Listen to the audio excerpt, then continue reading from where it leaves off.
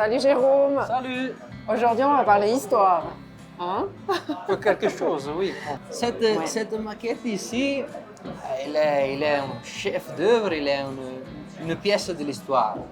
Elle est déjà belle à la voir, mais encore plus belle l'histoire qu'il y a derrière. Un des premiers projets de développement de Pila. En effet, il y avait eu différents projets depuis les années 20 de développement de Pila. Et en 1936, un grand industriel, mais aussi un grand penseur italien qui s'appelait Adriano Olivetti, il avait, ensemble à des architectes, mais lui personnellement, eu une pensée de développement de toute la vallée d'Aoste, de différents lieux en vallée d'Aoste, et un de celui-ci, c'était Pila. C'était vraiment cet endroit qui l'intéressait. Il l'intéressait pourquoi Pila il avait des caractéristiques très intéressantes pour ce projet. Il était proche à Aoste, et alors le train il arrivait ici, il était facile de la rejoindre. Et puis c'était un endroit où il n'y avait rien. Ici il y avait une étendue d'alpage, rien d'autre. Et il était presque seulement d'une seule propriété, il était de la propriété du chevalier Blanchet. Et alors cet industriel il avait projeté cette pila, une pila de masse, projet de masse. Car elle était vraiment pour un projet pour les ouvriers qui pouvaient passer leurs vacances à faire du ski. Voilà. Ouais. Et cette maquette, c'est originelle d'alors. Ce projet n'a pas été réalisé. Et donc ça, c'est quelle période? 1936. Il est resté que sur le papier. Ça a passé des années avant que ça se réalise avec d'autres personnes. Donc la suite?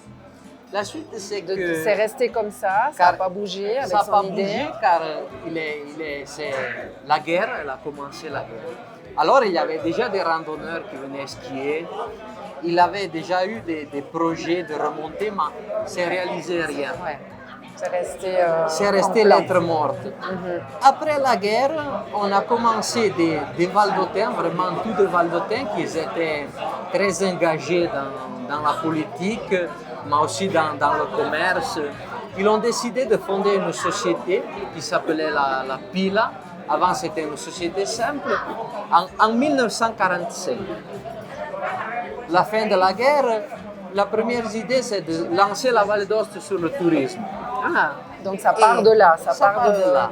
45. Et c'était vraiment avec des petits moyens que les gens s'étaient cotisés, mais c'était cotisé des grands banquiers avec des participations importantes, mais même les ouvriers, même les gens du commerce, même les agriculteurs, ils achetaient des cotisations pour faire partie, développer ce projet. Et la première projet n'a pas été d'une remontée mécanique classique, mais c'était quelque chose de beaucoup plus simple. C'est en italien, ça s'appelle slitovia.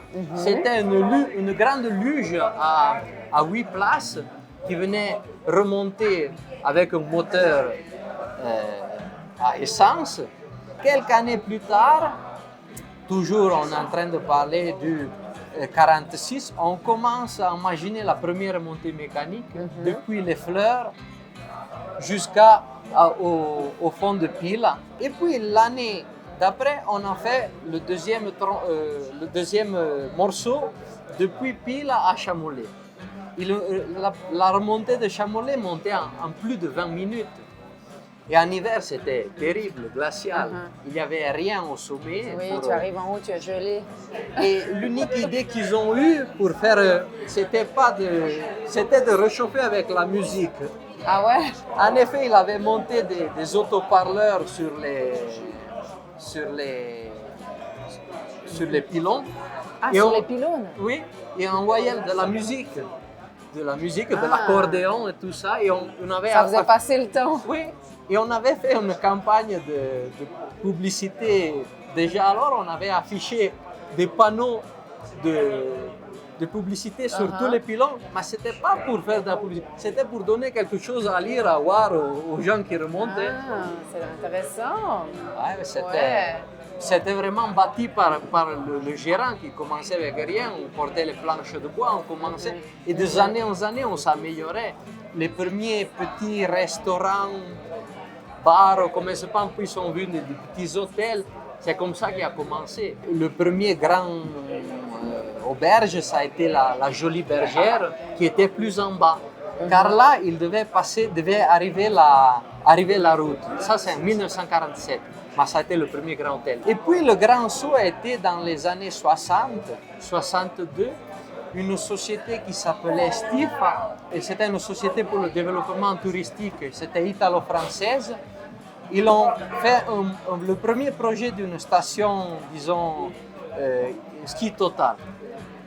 Mais ça n'a pas abouti pour des problèmes bureaucratiques. Ouais. On avait fait le projet, on avait donné le projet en main à un des plus grands architectes dans le domaine, qui c'était Laurent Chappy.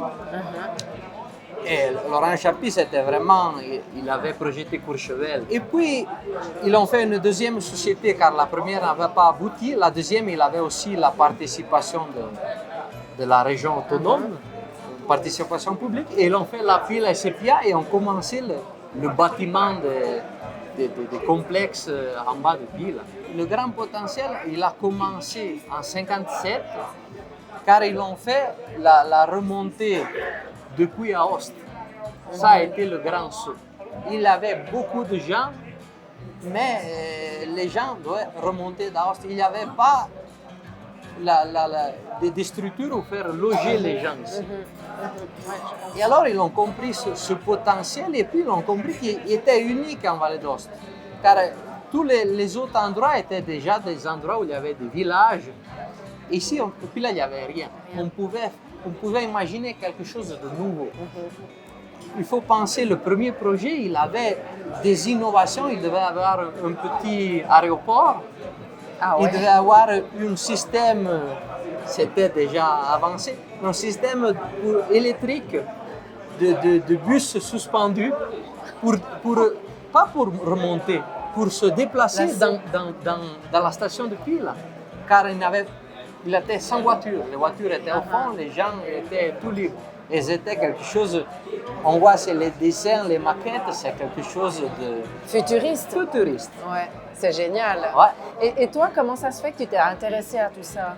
Le cas, le hasard. Le hasard. Ma vie personnelle, le hasard m'a porté ici à Pile. Moi, je viens d'une famille de fermiers et d'alpagistes. Ouais, mais d'où? De Charvanceau, un pays qui est tout à côté de Gressa. De l'âge de 7 ans, pour 7 ans, je suis resté ici, juste ici en dessous, avec les vaches en été. Et j'ai connu Pile vraiment comme on pouvait la connaître il y a 100 ans. Berger, Ouais, voilà. ouais. Et puis, on a changé, je suis allé à l'université. Et là, sans le demander, sans le chercher, le professeur me dit... ce professeur s'occupait de développement d'histoire du développement touristique. Il m'a dit, tiens, on a fait des travaux sur toutes les stations de ski, mais il n'y a pas Pile. Tu connais l'endroit? Moi, bien sûr, oui, je connais. mais je suis tombé par hasard. Jérôme, qu'est-ce qui t'a le plus impressionné que tu as appris en faisant tes recherches? L'histoire des gens qui ont travaillé. Car plus que la grande histoire, c'est l'histoire des gens qui sont dévoués cœur et âme à réaliser leur petit rêve qui est devenu le grand rêve de tous. On sent la passion dans ce que tu dis et j'ai envie de te demander si tu as encore des choses à découvrir sur l'endroit, si tu vas continuer à faire tes recherches. Sûrement. Mon plus grand plaisir, c'est la découverte. Découvrir quelque chose que je ne connais pas encore. Et bien souvent, on connaît des choses, mais si on va regarder de petit peu plus proche, on découvre un nouveau monde. Et alors, même si ça n'a pas, disons, une utilité à la minute, mais non, je n'arrêterai pas de découvrir. Et puis là, il a encore à nous dévoiler, on va savoir encore combien d'histoires.